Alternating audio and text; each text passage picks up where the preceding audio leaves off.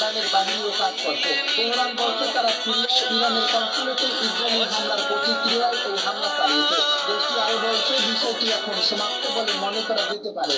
এদিকে ইসরায়েলি সামরিক বাহিনী উচ্চ ঝুঁকিপূর্ণ এলাকার বাসিন্দাদের বোমা সেন্টারের কাছাকাছি থাকার নির্দেশ দিয়েছে। ইসরায়েলি সামরিক বাহিনী সতর্কতা জারি করে বলেছে অধিকৃত গোলান মালভূমি, নেভাটিন, ডিমোনায় এবং ইরাকের বাসিন্দাদের পরবর্তী নির্দেশ না দেওয়া পর্যন্ত প্রতিরক্ষামূলক স্থানের কাছাকাছি অবস্থান করতে হবে।